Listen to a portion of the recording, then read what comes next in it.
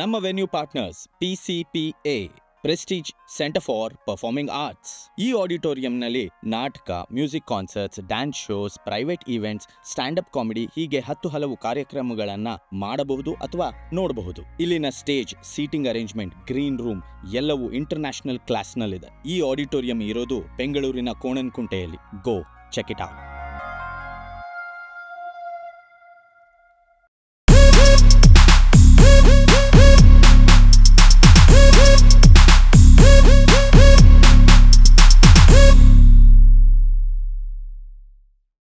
ಎಲ್ರಿಗೂ ನಮಸ್ಕಾರ. Green room ಗುಟ್ಟುಗಳು ವಿತ್ ವಿನಯ್ ಶಾಸ್ತ್ರಿ ಈ ಸಂಚಿಕೆಗೆ ನಿಮ್ಮೆಲ್ಲರಿಗೂ ಸ್ವಾಗತ. ಇಂದು ನಮ್ಮೊಂದಿಗಿದ್ದಾರೆ ರಟ್ಟಿಹಳ್ಳಿಯಿಂದ ಬೆಂಗಳೂರಿಗೆ ಬಂದಂತಹ ಹಾಗೂ ಬ್ಯಾಕ್ ಸ್ಟೇಜ್ ಕೆಲಸಕ್ಕೆ ಅಂತ ಬಂದು ಲೈಟಿಂಗ್ ಅನ್ನ ತಮ್ಮ ವೃತ್ತಿಯಾಗಿ ಚೂಸ್ ಮಾಡಿಕೊಂಡು ರಂಗಭೂಮಿಯನ್ನೇ ಆಯ್ಕೆ ಮಾಡಿಕೊಂಡು, ರಂಗಭೂಮಿ ಮತ್ತೆ ಸಿನಿಮಾ ರಂಗ ಇವೆರಡರ ಆಯ್ಕೆ ಮಧ್ಯೆ ರಂಗಭೂಮಿಯನ್ನೇ ತಮ್ಮ ಆಯ್ಕೆ ಅಂತ ಮಾಡಿಕೊಂಡು ಈಗ ರಂಗಭೂಮಿಯಲ್ಲೇ ಸಕ್ರಿಯವಾಗಿ ತೊಡಗಿಸ್ಕೊಂಡು, ಹಾಗೆ ರಂಗಶಂಕರದಲ್ಲಿ ಸುಮಾರು 20 ವರ್ಷಗಳ ಕಾಲ ಟೆಕ್ನಿಕಲ್ ಹೆಡ್ ಆಗಿ ಕೆಲಸ ಮಾಡಿರುವಂತಹ ಮುದ್ದಣ್ಣ ರಟ್ಟಿಹಳ್ಳಿ. ಬನ್ನಿ ಒಂದಿಷ್ಟು ಗುಟ್ಟು ರಟ್ಟು ಮಾಡೋಣ. ಸರ್ ನಮಸ್ಕಾರ. ನಮಸ್ಕಾರ. ನಮಸ್ಕಾರ. ಬಂದಿದ್ದಕ್ಕೆ ತುಂಬಾ ತುಂಬಾ ಖುಷಿ ಆಗ್ತಾ ಇದೆ.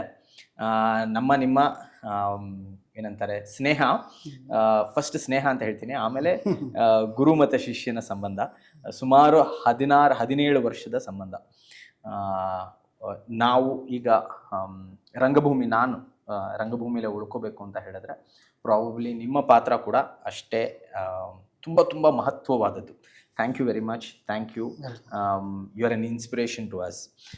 ಮೊದಲನೇದಾಗಿ ಮುದ್ದಣ್ಣ ಅವ್ರ ಬಗ್ಗೆ ಸುಮಾರು ಜನಕ್ಕೆ ಗೊತ್ತಿರೋದೇನು ಅಂತ ಹೇಳಿದ್ರೆ, ಮುದ್ದಣ್ಣ ಅವರು ರಂಗಶಂಕರದಲ್ಲಿ ಕೆಲಸ ಮಾಡುತ್ತಿರುವಂತಹ ಟೆಕ್ನಿಷಿಯನ್ ಒಂದು. ಎರಡನೇದು ಅಥವಾ ಟೆಕ್ನಿಕಲ್ ಹೆಡ್ ಅಂತ ಹೇಳ್ಬೋದು. ಎರಡನೇದು ರಂಗಶಂಕರ, ಈಗ ಏನಿದೆ ರಂಗಶಂಕರ, ಅದರ ಎಷ್ಟು ಅಚ್ಚುಕಟ್ಟಾಗಿದೆ ರಂಗಶಂಕರ ಅಥವಾ ನಿಯಮಗಳನ್ನು ಹೇಗೆ ಪಾಲಿಸ್ಕೊಂಡು ಬಂದಿದೆ, ಅದಕ್ಕೆ ಮುದ್ದಣ್ಣ ಅವರ ಕಾಂಟ್ರಿಬ್ಯೂಷನ್ ತುಂಬ ತುಂಬ ತುಂಬ ಇಮ್ಮೆನ್ಸ್.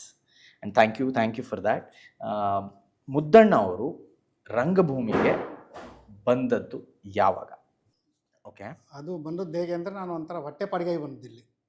ಇಲ್ಲಿ ಬರೋಕ್ಕಿಂತ ಮುಂಚೆ ಜೇಬಲ್ಲಿ ದುಡ್ಡು ಇದ್ದಿದ್ದಿಲ್ಲ. ಚಿತ್ರದುರ್ಗ ಬಸ್ ಸ್ಟ್ಯಾಂಡ್ ಹೋಟ್ಲಲ್ಲಿ 15 ದಿವಸ ಕ್ಲೀನರ್ ಕೆಲಸ ಮಾಡಿ ಅಲ್ಲಿ 15 ರೂಪಾಯಿ ತಗೊಂಡು, ಅವಾಗ ಚಿತ್ರದುರ್ಗದಿಂದ ಬೆಂಗಳೂರಿಗೆ 9 ರೂಪಾಯಿ ಬಸ್ ಚಾರ್ಜ್ ಇತ್ತು.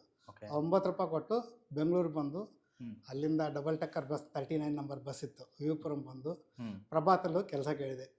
ಪ್ರಭಾತ್ ಕಲಾವಿದರಲ್ಲಿ ಹೋಗಿ ಕೆಲಸ ಕೇಳಿದಂಗೆ ಅವ್ರು ಇಮ್ಮಿಡಿಯೇಟಾಗಿ ಕೊಟ್ಟೇ ಬಿಟ್ರು. ಹತ್ಸೇ ಬಿಟ್ರು ಗಾಡಿನ. ಅದು ಯಾವ 10 ಅಂತ ಹತ್ಸೇ ಬಿಟ್ರು. ಅದು ಯಾವುದಂದ್ರೆ ಲಾಲ್ಬಾಗ್ ಗ್ಲಾಸ್ ಹೌಸಲ್ಲಿ ಕಾರ್ಯಕ್ರಮ. ಮಾರನೇ ದಿವಸ ಲಾಲ್ಬಾಗ್ ಗ್ಲಾಸ್ ಕಾರ್ಯಕ್ರಮ ಏನು ಅಂದರೆ ಹೇಮಾ ಮಾಲಿನಿ ಡ್ಯಾನ್ಸು. ಅಲ್ಲಿಂದ ನನ್ನ ರಂಗಭೂಮಿ ಜರ್ನಿ ಸ್ಟಾರ್ಟ್ ಆಯಿತು. ಸರ್, ರಂಗಭೂಮಿ ಜರ್ನಿ ಅಂತ ಹೇಳಿದ್ರೆ, ಈಗ ನೀವು ಅಲ್ಲಿ ಪ್ರಭಾತ್ ಕಲಾವಿದರು ಜೊತೆ ಹೋಗಿದ್ದು ಆಸ್ ಅ ಬ್ಯಾಕ್ ಸ್ಟೇಜ್ ಕೆಲಸ ಮಾಡುವಂತಹ ಇದಕ್ಕೆ ಸಪೋರ್ಟ್ ಸಿಸ್ಟಮ್ ಆಗಿ ಹೋದ. ಓಕೆ. ಆದರೆ ನೀವು ಆ್ಯಕ್ಚುಲ್ ಆಗಿ ರಂಗಭೂಮಿ ಅಂದರೆ ಈಗ ಆ್ಯಕ್ಟಿಂಗ್ ಮಾಡಬೇಕು ಅಂತನೋ ಅಥವಾ ಲೈಟಿಂಗ್ ಮಾಡಬೇಕು ಅಂತನೋ ಯಾವತ್ತಾದರೂ ಅನಿಸಿದ್ದುಂಟಾ? ಯಾಕೆ ಇದನ್ನ ಕೆಲಸ ಹೌದು ಅಥವಾ ಈ ಸೆಳೆತ ಎಲ್ಲಿ ಹುಟ್ಕೋತು ನಿಮಗೆ? ಇಲ್ಲ, ಇದು ಪ್ರಭಾತ್ ಕಲಾವಿದರು ಅವಾಗ ಇರೋದು ಬೆಂಗಳೂರಲ್ಲಿ ಒಂದೇ ಅಂತ. ಎಲ್ಲ ತಂಡಗಳು ಅಲ್ಲೇ ಹೋಗ್ತಿದ್ದು. ಲೈಟು, ಸೌಂಡು, ಏನೇ ಬೇಕಾದ್ರೂ, ಪರದೆಗಳು ಏನು ಬೇಕಾದ್ರೂ ಅಲ್ಲೇ ಹೋದ್ರು. ನಾನೊಬ್ರು ಅವ್ರ ಜೊತೆ ತಂಡಗಳ ಜೊತೆ ತಗೊಂಡು ಹೋಗ್ತಿದ್ದೆ. ಅವ್ರು ಬುಕ್ ಮಾಡಿದ್ರು ತಗೊಂಡು ಹೋಗ್ತಿದ್ದೆ. ಹಿಂಗಾಗಿ ನನಗೆ ರಂಗಸಂಪದ ಆಗಲಿ, ಸಮುದಾಯ ಆಗಲಿ, ಬೆನಕ ಆಗಲಿ, ಸ್ಪಂದನ ಆಗಲಿ, ಸ್ಪಂದನ ಆಮೇಲೆ ಹೊಡ್ಕೊಂಡಿದ್ದು, ಇವೆಲ್ಲ ಹಂಗೆ ಪರಿಚಯ ಆಗಿದ್ದು ನನಗೆ. ಪರಿಚಯ ಆಗಿ ಅವ್ರ ಜೊತೆ ಹೋಗಿ ನಾನು ಲೈಟು, ಸ್ಕ್ರೀನ್ಗಳೆಲ್ಲ ಕಟ್ತಾ ನಾನು ಅನ್ನಿಸ್ತು ನನಗೆ ಯಾಕೆ ಮಾಡಬಾರ್ದು ಅಂತ. ಅವಾಗ ಏನಾಯಿತು, ನಾನು ನಮ್ಮಲ್ಲಿ 1 ವರ್ಷ ಪ್ರಭಾತ್ ಕಲಾವಿದರಲ್ಲಿ ಇದ್ದೆ, 1975 to 76. ಆಮೇಲೆ ಹೀಗೆ ಒಂದು ಸಿನಿಮಾಕ್ಕೆ ಹೋಗ್ಬೇಕು ಅಂತ ಅನಿಸ್ತು, ಸಿನಿಮಾ ಶೂಟಿಂಗಿಗೆ. ಅವಾಗ TS ರಂಗ ಅವ್ರ ಸಾವಿತ್ರಿ ಶೂಟಿಂಗಿಗೆ ಹೋದೆ, ಪ್ರೊಡಕ್ಷನ್ ಬಾಯ್ ಕೆಲಸಕ್ಕೆ. ಅಲ್ಲಿ ಪ್ರೊಡಕ್ಷನ್ ಬಾಯ್ ಕೆಲಸಕ್ಕೆ ಹೋದಾಗ ಅಲ್ಲಿ ಸುಮಾರು ಒಂದು 2.5-3 ತಿಂಗಳು ಇತ್ತು ಅಲ್ಲಿ, ತಲ್ಲೂರು ಅಂತ ಬೆಳಗಾಂ ಹತ್ರ. ಅಲ್ಲಿ ಬರಣ್ ಮುಖರ್ಜಿ ಅಂತ ಕ್ಯಾಮ್ರಾಮ್ಯಾನು. ಅವ್ರು ನನ್ನ ಕೆಲಸ ನೋಡಿ ಬಾಂಬೆ ಬರ್ತೀಯಾ ಅಂದರು. ಹೋಗಿ ಬರಲ್ಲ ಅಂದೆ, ಯಾಕಂದ್ರೆ ನನ್ನ ಭಾಷೆ ಬರ್ತಿದ್ದಿಲ್ಲ. ಭಾಷೆ ಬರೋದ ಕಾರಣಕ್ಕೆ ಬರಲ್ಲ ಅಂದೆ. ಅಲ್ಲಿ ನನಗೆ ಶ್ರೀನಿವಾಸ್ ತಾವೇರಿಯವರು ಪರಿಚಯ ಆಯಿತು. ಅವ್ರನ್ನ ಆ್ಯಕ್ಟ್ ಮಾಡ್ತಾಯಿದ್ರು. ಅವ್ರ ಪರಿಚಯ ಆಗಿ ಅವ್ರ ಮುಖಾಂತರ ನಾನು ಅಲ್ಲಿ ಒಂದು 3 ತಿಂಗಳು ಶೂಟಿಂಗ್ ಮುಗಿಸ್ಕೊಂಡು ಮತ್ತೆ ವಾಪಸ್ ಬಂದು ವಾಪಸ್ ಬಂದು ತಂಡಗಳ ಜೊತೆಗೆ ರಂಗಭೂಮಿ ಮತ್ತು ಸಿನಿಮಾ ಎರಡು ಕಡೆ ಕೆಲಸ ಮಾಡ್ತಿದ್ದೆ. ಕ್ಯಾಮ್ರಾಮನ್ ಗೌರಿಶಂಕರ್ ಜೊತೆಗೆ ಅಸ್ಟೆಂಟ ಮಾಡ್ತಿದ್ದೆ. ಓಕೆ. ಆಮೇಲೆ ಎಸ್ ರಾಮಚಂದ್ರ ಅವ್ರ ಜೊತೆಗೆ ಅಸ್ಟೆಂಟ ಮಾಡ್ತಿದ್ದೆ. ಎಸ್ ರಾಮಚಂದ್ರ ಕ್ಯಾಮ್ರಾಮನ್ನು ಮಾಡ್ತಾ ಮಾಡ್ತಾ ಅವಾಗ ಗೌರಿಶಂಕರ್ ಜೊತೆಗೆ ಕೆಲಸ ಮಾಡ್ತಾ ಮಾಡ್ತಾ ನಾನು ರಂಗಭೂಮಿ ಇದಕ್ಕೆ ಎರಡು ಕಡೆ ಕೆಲಸ ಮಾಡ್ತಿದ್ದೆ. ಫಸ್ಟ್ ನಾನು CGK ಜೊತೆಗೆ ತುಂಬ ಜಾಸ್ತಿ ಇನ್ವಾಲ್ವ್ ಕೆಲಸ ಮಾಡಿದ್ದೆ. ಈ ಕುರಿ ನಾಟಕಕ್ಕೆ ಲೈಟಿಂಗ್ ಕರೆದ್ರು, ಕುರಿ ನಾಟಕ ಅವ್ರ ಜೊತೆ ಹೋಗಿ ಲೈಟಿಂಗ್ ಮಾಡಿದೆ. ಆಮೇಲೆ ಅಚಲ ಆಯ್ತನ ಅಂತ ಕಲಾವಿದ್ರು ಅದಕ್ಕೆ ಮಾಡಿದೆ. ಲೈಟಿಂಗ್ ಅವ್ರ ಅಸಿಸ್ಟ್ ಮಾಡ್ತಾ ಇದ್ದೆ ಅಷ್ಟೇ. ಅಸಿಸ್ಟ್ ಮಾಡ್ತಾ ಮಾಡ್ತಾ ಮಾಡ್ತಾ ಒಂದ್ಸಲ 1979 ಅಂತ ಕಾಣುತ್ತೆ. ಅವಾಗ ಸಮುದಾಯದ್ದು ಪ್ರಸನ್ನ ಒಂದು ವೀಕೆಂಡ್ ಥಿಯೇಟರ್ ಅಂತ ಮಾಡಿದರು. ಈಗಿನ YMCA ಹಾಲಲ್ಲಿ ಹೋಟ್ಲ್ ಇದ್ದಾಗ ಅಲ್ಲಿ YMCA ಹಾಲ್ ಇತ್ತಲ್ಲಿ. ಓಕೆ. ಅಲ್ಲಿ ವೀಕೆಂಡ್ ಥಿಯೇಟರ್ ಅಂದರೆ ಮಾರೀಚನ ಬಂಧುಗಳು ಅಂತೇಳಿ ನಾಟಕ ವಾಲ್ಮೀಕಿ ಮತ್ತು ವರ್ಗ ಸಂಕಷ್ಟ ಅಂತ ಚೇಂಜ್ ಮಾಡಿದರು. ಮಾಧುರಾವ್ ಅವರೆಲ್ಲ ಆ್ಯಕ್ಟ್ ಮಾಡಿದ್ರು. ಎವ್ರಿ ವೀಕೆಂಡ್ ಥಿಯೇಟರ್ ಆಗ್ಬೇಕಂತ ಅಲ್ಲಿ ಎವ್ರಿ ವೀಕೆಂಡ್ ನಾಟಕಗಳು ಇದೇ ನಾಟಕ ಕಂಟಿನ್ಯೂ ಮಾಡ್ಬೇಕಂತ. ಆಗ ನಾನು ಕರೆದಿದ್ರು, ಹೆಂಗೆ ಮಾಡ್ತೀವಿ ನೋಡಪ್ಪ ನೀನು ಅಂತ. ಲೈಟಿಂಗ್ ಬೇಕು, ಕಮ್ಮಿ ರೇಟಲ್ಲಿ ಆಗ್ಬೇಕು, ಖರ್ಚು ಜಾಸ್ತಿ ಆಗಬಾರ್ದು. ಅವಾಗ ನಾನು ವಿಚಾರ ಮಾಡಿ ಬಿಸ್ಕಿಟ್ ಟಿನ್ ಡಬ್ಬಗಳು ತಗೊಂಡು ಅದಕ್ಕೆ ಬಲ್ಪ್ ಹಾಕಿ ಅದು ಫ್ಯಾನ್ ರೆಗ್ಯುಲೇಟರ್ ತಗೊಂಡು ಅದನ್ನ ಡಿಮ್ಮರ್ ಆಗಿ ಕಂಟ್ರೋಲ್ ಮಾಡ್ಕೊಂಡು ಮಾಡಿದೆ. ಅದು ನಂದು ಹೊಸ್ದಾಗಿ ಕೈ ಚಕ್ಕಾಗಿದ್ದರಿಂದ ಅದೆಲ್ಲ ಫುಲ್ ಬರೀ ಮೆಟಲ್ಗಳಿದ್ವು. ಎಲ್ಲ ಕನೆಕ್ಷನ್ ಮಾಡಿದೆ, ಮುಟ್ಟಿದ್ರೆ ಕಬ್ಬಣ ಮುಟ್ಟಿದ್ರೆ ಕರೆಂಟ್ ಇರ್ತದೆ. ಅಯ್ಯೋ ಅಂತಂದ್ರೆ ಆಮೇಲೆ ಮತ್ತೆ ನೋಡಿ ಅದನ್ನು ವೆರಿಫೈ ಮಾಡ್ಕೊಂಡು ಮಾಡಿ ಅದು ಶೋ ಮುಗೀತು. ಶೋ ಮುಗಿದ್ಮೇಲೆ 1981 ಅಂತ ಕಾಣಿಸ್ತು. 81 ನಾಟ್ಯ ಸಂಘ ಥಿಯೇಟರ್ ಸೆಂಟರ್ದು ಎವ್ರಿ ಇಯರ್ ಫೆಸ್ಟಿವಲ್ ಮಾಡೋರು. ಡಾಕ್ಟರ್ ರಾಜ್ಕುಮಾರ್ ಪರ್ಯಾಯ ಪಾತ್ರಕನ ಸ್ಪರ್ಧೆಯಲ್ಲಿ ಅದರಲ್ಲಿ ರಂಗಗಂಗೋತ್ರಿ ಅಂತ ಒಂದು ತಂಡ ಇತ್ತು ಮೈಕೋದಲ್ಲಿ. ಅದಕ್ಕೆ ಶ್ರೀ ರಂಗನಾಥೋತ್ಸವ ಅಂತೇಳಿ ಅವರು ಡೈರೆಕ್ಟ್ ಮಾಡಿದ್ರು ಹಿಟ್ಟಿನ ಹುಂಜ ನಾಟಕಕ್ಕೆ. ಅದಕ್ಕೆ ಲೈಟಿಂಗ್ ಮಾಡ್ತೀಯ ಅಂದರು. ಸರಿ ಮಾಡ್ತೇನೆ ಅಂದೆ. ಅವಾಗ ಹಿಟ್ಟಿನ ಹುಂಜ ಲೈಟಿಂಗ್ ಮಾಡಿದೆ ನಾನು ಹೋಗಿ. ಅವಾಗ ಯಾರು ಜಡ್ಜ್ಗಳು ಯಾರಿದ್ರು, ವೇಮು ಜೋಶಿ, ಪ್ರೇಮಾಕರ್ ಅಂತೂ, ವೆಂಕಟ ಸುಬ್ಬಯ್ಯ, 3 ಜನ ಜಡ್ಜ್ಗಳು. 40 ನಾಟಕಗಳು. ಅದೇನು ನನ್ನ ಅದೃಷ್ಟ. ಆ 40 ನಾಟಕದಲ್ಲಿ ನನಗೆ ಬೆಸ್ಟ್ ಲೈಟಿಂಗ್ ಅವಾರ್ಡು ಬಂದ್ಬಿಡ್ತು. So nice. Best lighting award ಬಂತು. ನಂತರ ಹಿಂಗೆ ಕೆಲಸ ಮಾಡ್ತಾ ಮಾಡ್ತಾ ನಾನು ಇದಕ್ಕೆ ದಾಸಿ ಬಾರ್ಮಲ್ಲಿ ಒಂದು ಆ್ಯಕ್ಚುಲಿ ಫಸ್ಟ್ ನಾಟಕ ಅಶೋಕ್ ಬಾದರ್ದಿನ್ನಿ ಅವ್ರದ್ದು. ದಾಸಿ ಬಾರ್ಮಲ್ಲಿ ನಾಟಕಕ್ಕೆ ನಾನು ರೈಟಿಂಗ್ ಮಾಡಿದ್ದು. ವೈಜಯಂತಿ ಕಾಶಿ ಬಾರ್ಮಲ್ಲಿ ಅವ್ರು ಮಾಡಿದ್ರು. ಮಾನಪ್ಪ ಅಂತ ಈ ಚಿತ್ರನಟ ಇದ್ದರು, ಅವರು ಹೀರೋ ಮಾಡಿದ್ರು ಅದರಲ್ಲಿ. ಅದು ಮಾಡ್ತಾ ಮಾಡ್ತಾ ಹಿಂಗೆ ಮಾಡ್ತಾಯಿದ್ವಿ. ಆಮೇಲೆ ಮ್ಯಾಕ್ಬತ್ ಅಂತ ಪ್ರಸನ್ನ ನಾಟಕ ತಗೊಂಡ್ರು ಸಮುದಾಯಕ್ಕೆ. ಅದು 3 ಜನ ಸೇರಿ ಲೈಟಿಂಗ್ ಮಾಡ್ಬೇಕಂತಾಗಿತ್ತು. 3 ಜನ? ಆರ್ ನಾಗೇಶು, CGK, ನಾನು. ಹೇಗೆ ಇದು? ಅದು ದೊಡ್ಡ ನಾಟಕ, ಅದು ಮಾಡ್ಬೇಕು ಅಂತ 3 ಜನ ಸೇರಿ 3 ಜನ ಆರ್ಗನೈಸ್ ಮಾಡ್ಕೊಳ್ಳಿ ಅಂತ. Okay okay. ಬಟ್ ಒಂದೇ ಡಿಮ್ಮರು? ಅಲ್ಲ, ಒಂದೇ ಮಲ್ಟಿಪಲ್ ಡಿಮ್ಮರ್ ಇರ್ತಾವೆ. 3 ಜನ ಸೇರಿ ಡಿಸೈನ್ ಮಾಡಿಬಿಟ್ಟು 3 ಜನ ಸೇರಿ 3 ಜನರಲ್ಲಿ ಆಪ್ರೇಟ್ ಮಾಡೋದು. ಹಾಗೆ. ಓಕೆ. ಸೊ ಹಾಗಾಗಿ ಅದಕ್ಕೂ ಹೋದ್ವಿ. ಲೈಟಿಂಗ್ ನೋಡಿದೆ. ಇನ್ನೇನೊಂದು 2-3 ದಿವಸ ಶೋ ಇದೆ ಅಂದಂಗೆ ಅವಾಗ ನನಗೆ ಗೌರಿಶಂಕರ್ ಜೊತೆಗೆ ಆಫರ್ ಬಂತು. ಇದು ಜನ್ಮದ ಅನುಬಂಧ ಶೂಟಿಂಗಿಗೆ. ಅನಂತ್ ನಾಗ್ ಅವ್ರ ಸಿನಿಮಾ. ಅನಂತ್ನಾಗ್, ಹೌದು, ಶಂಕರ್ನಾಗ್ ಅನಂತ್ನಾಗ್ ಜನ್ಮದ ಅನುಬಂಧ ಶೂಟಿಂಗ್. ಸೊ ನನಗಿಲ್ಲಿ ಶೋ ಆಗಿ 3 ದಿವಸಕ್ಕೆ 4 ಹೋಗ್ಬೇಕು. ಹೋದ್ರೆ ಶೋ ಅದು ಮಾರನೇ ದಿವಸ ಹೋಗ್ಬೇಕು. ಇವ್ರದ್ದು ಅಲ್ಲಿ ಶೂಟಿಂಗ್ ಸ್ಟಾರ್ಟ್ ಆಗಿತ್ತು, ಆಗ್ತಾಯಿತ್ತು. ಅವಾಗ ಗೌರಿಶಂಕರ್ನ ಕೇಳಿದೆ, ನಾನು ಒಂದು 2 ದಿನ ಲೇಟಾಗಿ ಬರ್ಬೋದಾ ಅಂತ. ಇಲ್ಲ ಶಂಕರ್ ಕೇಳು ಅಂದರು. ಹೋಗಿ ಶಂಕರ್ನ ಕೇಳಿದೆ. ಕಷ್ಟ ಅಲ್ಲ ಕಣ ಅಂದರು. ನನಗೆ ಯಾಕೋ ಡಿಸೈಡ್ ಮಾಡಿದೆ, ನಾನು ರಂಗಭೂಮಿಲಿ ಇರಬೇಕು ಅಥವಾ ಚಲನಚಿತ್ರ, 2 ದೊಡ್ಡದಲ್ಲಿ ಕಾಲಿನ ಆಡಬಾರ್ದು ಅನ್ನೋ ಒಂದು ಅವಾಗ ಕ್ಲಾರಿಟಿ ಸಿಕ್ತು ನನಗೆ. 2 ದೊಡ್ಡದಲ್ಲಿ ಕಾಲು ಇಟ್ಕೊಂಡು ಹೋದ್ರೆ ಕೆಲಸ ಮಾಡೋಕ್ಕಾಗಲ್ಲ ಅಂತ. ಹಾಗಾಗಿ ಕ್ಲಾರಿಟಿ ಸಿಕ್ಕ ನಾನು ಸಿನಿಮಾ ಫೀಲ್ಡ್ ಬಿಟ್ಬಿಟ್ಟು ರಂಗಭೂಮಿ ಆಯ್ಕೆ ಮಾಡ್ಕೊಂಡೆ. ಯಾಕಂದ್ರೆ ಸಿನಿಮಾ ಫೀಲ್ಡಲ್ಲಿ ದುಡ್ಡು ಮಾಡ್ಬೋದು, ನಾ ಏನು ನನ್ನ ಕ್ರಿಯೇಟಿವಿಟಿ ತೋರ್ಸೋಕ್ಕಾಗಲ್ಲ ಅನ್ನೋ ಒಂದು ತಲೆಯಲ್ಲಿ ಬಂತು. ಬರೀ ಲೈಟ್ ಬಾಯ್ ಆಗಿರ್ಬೋದು ಅಥವಾ ಬೇಡ ಕ್ಯಾಮ್ರಾಮನ್ ನಾವು ಇರ್ಬೋದು. ಆಮೇಲೆ ಲೈಟ್ ಬಾಯ್ಸ್ ಏನಾಗಿತ್ತಾಗ ಅವಾಗಲೇ ನನ್ನ 110ನೇ ಕಾರ್ಡ್ ನಂದೇನೆ. ಓಕೆ. ಅದು ಲ್ಯಾಪ್ಸ್ ಆಗಿದೆ. 110ನೇ ಕಾರ್ಡ್ ನಂದೇನೆ ಲೈಟ್ ಬಾಯ್ಸ್. ಇದೆಲ್ಲ ಆಗಿ ನಾನು ಸಿನಿಮಾ ರಂಗಭೂಮಿ ಬಿಟ್ಟು ಆಮೇಲೆ ಕಂಪ್ಲೀಟ್ ಇದಕ್ಕೆ ರಂಗಭೂಮಿ ಬಂದ್ಬಿಟ್ಟೆ. ಸಿನಿಮಾದ ಕೆಲಸವನ್ನ ಬಿಟ್ಟು ಈಗ ರಂಗಭೂಮಿಯನ್ನ ನೀವು ಆಯ್ಕೆ ಮಾಡ್ಕೊಂಡ ನಂತರ ಐ ಥಿಂಕ್ ನೀವು ಸಾಕಷ್ಟು ತಂಡಗಳ ಜೊತೆ ಕೆಲಸ ಮಾಡ್ತಾ ಬಂದಿದ್ದೀರಾ. ಅದರಲ್ಲಿ ನನಗೆ ಗೊತ್ತಿರುವಂಥದ್ದು ಸಮುದಾಯ ಮತ್ತು ಹೆಸರಿಲ್ಲದವರು ಅನ್ನೋ ತಂಡ. ಸೊ ಈ ಒಂದು ಸಮುದಾಯದ ಜೊತೆ ನಂಟು ಹೇಗಿತ್ತು ನಿಮ್ಮದು? ಆಮೇಲೆ ಎರಡನೇದು, ಆ ಹೆಸರಿಲ್ಲದವರು ಅಂತ ಅದು ಯಾರು ಕೊಟ್ಟದ್ದು, ಅದು ತಂಡದ ಹೆಸರು ಹೇಗೆ ಹುಟ್ಕೋತು ಅಂತ? ಈ ಸಮುದಾಯ ಜೊತೆ ನನ್ನ ನೆಂಟೆ ಬೆಳೆದು ನಾನು ಅದೇ ಕುರಿಯಿಂದ ಸ್ಟಾರ್ಟ್ ಆಯ್ತು ನಂದು ಹಾ ಕುರಿಯಿಂದ ಸ್ಟಾರ್ಟ್ ಆಗಿ ಆಮೇಲೆ ನಾನು 1970ನಲ್ಲಿ ಹೊಸ ಮೌಲ್ಯಗಳತ್ತ ಅಂತ ಒಂದು ಜಾಥಾ ಮಾಡಿದ್ರು ಒಂದು ತಿಂಗಳು. ಓಕೆ KGF ಟು ಧಾರವಾಡ ಹಾ. ಒಂದು ಟೀಮು, ಇನ್ನೊಂದು ಟೀಮು ಬೀದರ್ ಟು ಧಾರವಾಡ. ಅಂದ್ರೆ ನಾಟಕ ಮಾಡ್ಕೋತಾ ಬೀದಿ KGF ನಾಟಕ. ಇಂದ ಹೌದು, ಧಾರವಾಡ. ಬೀದಿ ನಾಟಕ ಹಳ್ಳಿಗೆ ಹೋಗಿ ಬೀದಿ ನಾಟಕ ಮಾಡೋದು. ಹಾ. ಅಂದ್ರೆ ಮೂಢನಂಬಿಕೆ, ಜಾತೀಯತೆ ಹ್ಮ್. ಇವನ್ನೆಲ್ಲ ತೊಡೆದು ಹಾಕಂತ ನಾಟಕಗಳು ಓಕೆ ಅವಾಗ ಆ ಕಾನ್ಸೆಪ್ಟಲ್ಲಿ. ಓಕೆ ಪ್ರಸನ್ನ ನೇತೃತ್ವದಲ್ಲಿ CGK ನೇತೃತ್ವದಲ್ಲಿ ಆಯಿತು. ಹ್ಮ್ ನಾನು ಈ ಕಡೆಗೆ ಪ್ರಸನ್ನ ನೇತೃತ್ವದಲ್ಲಿ ನಾನು ಈ ಕಡೆಗಿದ್ದೆ, ಆ ಕಡೆ CGK ನೇತೃತ್ವದಲ್ಲಿ ಬಸಲಿಂಗಯ್ಯ ಅವರೆಲ್ಲ ಇದ್ದರು. ಓ ಸೊ ಅದಕ್ಕೆ ನಾನು ಆ್ಯಕ್ಟ್ ಮಾಡೋದ್ರ ಜೊತೆಗೆ ಪತ್ರಸಂಗಪ್ಪನ ಕೊಲೆಯಲ್ಲಿ ಬೀದಿ ನಾಟಕದಲ್ಲಿ ಆ್ಯಕ್ಟ್ ಮಾಡೋ ಜೊತೆಗೆ ಸೌಂಡು ಗೀಂಡು ಎಲ್ಲ ನೋಡ್ಕೊಂಡು ಹೋಗ್ತಾ ಇದ್ದೆ. ಹಾ ಹಾ ಹಾ ಸೊ ಹಂಗೆ ನನ್ನ ಸಮುದಾಯ ಜೊತೆಗೆ ನನ್ಗೆ ಜಾಸ್ತಿ ಬೆಳ್ಬಿಡ್ತು. ನಂದು ವಿಚಾರಧಾರೆ ಅದೇ ಥರ ಇದರಿಂದ ಹ್ಮ್ ಹ್ಮ್ ಈ ಮೂಢನಂಬಿಕೆ ಜಾತೀಯತೆ ಇದರಿಂದ ನನಗೆ ಅದ್ರ ಜೊತೆಗೆ ಸ್ವಲ್ಪ ನನ್ನ ಜಾಸ್ತಿ ಬೆಳೀತು. ಹ್ಮ್ ಹ್ಮ್ ಹ್ಮ್ ಹ್ಮ್ ಇನ್ನು ಹೆಸರ್ಲೆದವ್ರ ತಂಡ ಹುಟ್ಕೊಂಡಿದ್ದೇನೆ ಅಂದ್ರೆ ಅಶೋಕ್ ಬಾದದ್ದೀನಿ ಆಗ್ತಾನೆ ಇದಕ್ಕೆ ಬಂದಿದ್ರು, ಮುಗಿಸ್ಕೊಂಬಂದಿದ್ರು NSD. ಓಕೆ NSD ಮುಗಿಸ್ಕೊಂಬಂದು ನಾನು ಅವ್ರ ಜೊತೆಗೆ ಕೆಲಸ ಮಾಡಿದ್ದೆ. ಆಲ್ರೆಡಿ ಅವ್ರ NSD ಇದ್ದಾಗ ಕೆಲಸ ಮಾಡ್ತಾ ಇದ್ದೆ. ಹಾ. ಆಮೇಲೆ ಪದ್ಮಶ್ರೀ ಪಪ್ಪಿ ಇದ್ದಾಳೆ, ಅವಳು ನಾವೆಲ್ಲ ಒಂದು ಸೇರ್ಕೊಂಡ್ವಿ. ಹಾ. ಬಾದದಿಂದ ಒಂದು ತಂಡ ಹುಟ್ಟಾಕ್ಬೇಕಲ್ಲ ಅನ್ನೋ, ಹ್ಮ್ ಸರಿ ಹಾಕೋಣ ಬಿಡಿ ಸರ್ ಅಂದ್ವಿ. ಆಮೇಲೆ ನಾನು ಪಪ್ಪಿ ಬಾದರ್ದಿನ್ನಿ ಸೂರ್ಯ ಅಂತ ಇದರಲ್ಲಿದ್ದು ಸಂಯುಕ್ತ ಕನ್ನಡದಲ್ಲಿ ಹ್ಮ್ ಅವರೆಲ್ಲ ಸೇರ್ಕೊಂಡು ಏನು ತಂಡಕ್ಕೆ ಹೆಸರಿಡ್ಬೇಕು ಅಂತ. ಹ್ಮ್ ತಂಡಕ್ಕೆ ಹೆಸರಿಡ್ಬೇಕು ಅಂತ ಅವಾಗ ಎಲ್ಲ ಚರ್ಚೆ ಮಾಡೋ ಹೆಸರಿಲ್ಲದವರು ಅಂತ ಬಂತು. ಯಾವುದು ಒಂಥರ ವಿಶೇಷವಾಗಿರಲಿ, ಒಂಥರ ಇದಾಗಲಿ ಅಂತ ಹೆಸರಿಲ್ಲದವರು ಅಂತ. ಅದು ಲೋಗೋನು ಒಂದು ದೀಪ, ಅಷ್ಟೇ ಉರಿತಿರೋ ದೀಪ ಅಷ್ಟೇ, ಕತ್ಲಲ್ಲಿ ಒಂದು ದೀಪ ಓಕೆ ಹೆಸರಿಲ್ಲದಕ್ಕೆ. ಹೆಸರಿಲ್ಲ ಆ ಥರ ಹೆಸರಿಲ್ದವ್ರು ಅಂತ ಬಂತು. ಒಂದು 4 ನಾಟಕಗಳೇನೋ ಮಾಡಿದ್ವಿ. ಅಮಲಿ ಮಲ್ಕಮಲ್ಲಿ ಏಮ್ ಇಂದ್ರಜಿತ್ತು, ಆಮೇಲೆ ಅಪ್ಪ, ಟಿಂಗರ್ ಬುಡ್ಡಣ್ಣ, ಒಂದು 4 ನಾಟಕಗಳು ಮಾಡಿದ್ವಿ. ಆಮೇಲೆ ನಡ್ಸ್ಕೊಂಡು ಹೋಗೋಕ್ಕಾಗಲಿಲ್ಲ, ಅದನ್ನ ಓಕೆ ಅಲ್ಲಿಗೆ ಸ್ಟಾಪ್ ಆಯಿತು.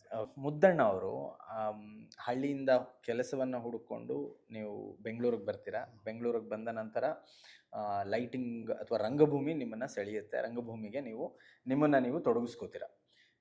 ಇಂತಹ ಸಂದರ್ಭದಲ್ಲಿ ನೀವು ಒಂದು ತಂಡ ಕಟ್ಟಬೇಕು ನಿಮ್ಮ ಹಳ್ಳಿಲಿ ಅಂತ ಹೇಳಿಬಿಟ್ಟು ನಿರ್ಧಾರ ಮಾಡ್ತೀರಾ. ಅದಕ್ಕೆ ಗ್ರಾಮರಂಗ ಅಂತ ಹೆಸರಿಡ್ತೀರ.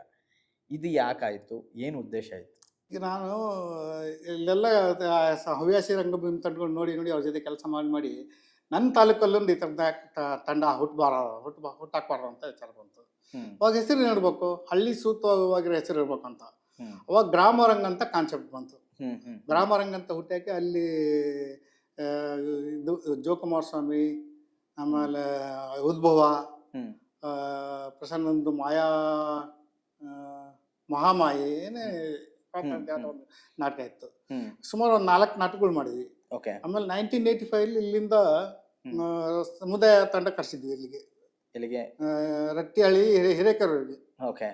ಅಲ್ಲಿ ಸ್ಟೇಜ್ ಇಲ್ಲ, ಏನಿಲ್ಲ, ಕತ್ತಲೆದಾರಿದ್ರು ನಾಟಕ. 1985 ಕತ್ತಲೆದಾರ ನಾಟಕ. ಅಲ್ಲಿ ಒಂದು ಮಿಲ್ಲಲ್ಲಿ ಈ ಹತ್ತಿ ಮಿಲ್ಗಳು ಇವನ್ ಮಾಡ್ತಾರಲ್ಲ, ಈ ಬೇಲ್ಪಟ್ಟಿ ಹಾಕಿಬಿಟ್ಟು ಮಂಚ ಮಾಡುತ್ತಲ್ಲ, ಆ ಮಂಚಗಳು ಹಾಕಿ ಅದ್ರ ಮೇಲೆ ನಾಟಕ ಮಾಡಿಸಿದ್ದು. ಹೆಂಗಂದ್ರೆ ಆರ್ಟಿಸ್ಟ್ಗಳು ಬಂದ್ರೆ ಹಿಂಗೆ ಜಂಪ್ ಹೊಡೆಯೋರು. ಒಂಥರ ಚೆನ್ನಾಗಿತ್ತು ಅದು, ಒಂಥರ ಎಲ್ಲ ತುಂಬಾ ಖುಷಿ ಪಟ್ರು. ಅಲ್ಲಿಂದ 1985 ಗ್ರಾಮರಂಗ ಹೊಚ್ಕೊಂಡು ಆಮೇಲೆ ಒಂದು 3-4 ಫೆಸ್ಟಿವಲ್ಗಳು ಕಾನ್ಸೆಪ್ಟ್ ಮಾಡ್ಕೊಂಡು ಒಂದು ನಾಟಕ ಸಪ್ತಾಹ ಅಂತ ಮಾಡಿದ್ವಿ. 7 ದಿವಸದ ನಾಟಕಗಳು. ಸಪ್ತಾಹ ಅಂದ್ರೆ 7 ದಿವಸದ ನಾಟಕ. ಆಮೇಲೆ ಇನ್ನೊಂದು ನಾಟ್ಯ ಪಂಚಮಿ ಅಂತ ಮಾಡಿದ್ವಿ. ಆಮೇಲೆ ಜಿಲ್ಲಾ ನಾಟಕೋತ್ಸವ ಮಾಡಿದ್ವಿ. ಆಮೇಲೆ 2002ನಲ್ಲಿ ನಮ್ಮ ರಟ್ಟಿಹಳ್ಳಿಯಲ್ಲಿ ಒಂದು ದೊಡ್ಡ ಗಲಾಟೆ ಆಗ್ಬಿಡ್ತು, ಕೋಮು ಗಲಭೆ. ಏನಂದ್ರೆ ಅರ್ಧಕ್ಕರ್ಧ ಊರ ಸುಟ್ಟೋಗ್ಬಿಡ್ತು. ಹೌದಾ? ಅರ್ಧಕ್ಕರ್ಧ ಊರ ಸುಟ್ಟೋಗ್ಬಿಡ್ತು ಎಲ್ಲ.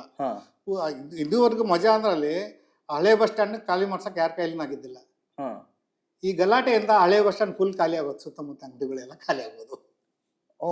ಅದನ್ನ ನಾನು ವಿಚಾರ ಮಾಡಿ, ತುಂಬಾ ವಿಚಾರ ಮಾಡಿ ಏನಾರ ಒಂದು ಮಾಡ್ಬೇಕು ಅಂತೇಳಿ ಏನು ಮಾಡ್ಬೋದು ಅಂತೇಳಿ ಇದು ಮಾಡಿ, ಆಮೇಲೆ ಯಾಕೆ ಅಲ್ಲಿ ಒಂದು ಸೌಹಾರ್ದತೆ ಕುರಿತು ನಾಟಕ ಮಾಡಬಾರ್ದು ಅಂತ ಬಂತು. ನಾಟಕೋತ್ಸವ ಮಾಡ್ಬೇಕು ಅಂತೇಳಿ ಸೌಹಾರ್ದತೆ ಕುರಿತು ನಾಟಕೋತ್ಸವ ಮಾಡ್ಬೇಕಂತಾಗ ಅದಕ್ಕೆ ಏನು ಹೆಸರು ಇಡಬೇಕು ಅನ್ನೋದು ಒಂದು ವಿಚಾರ ಬಂತು.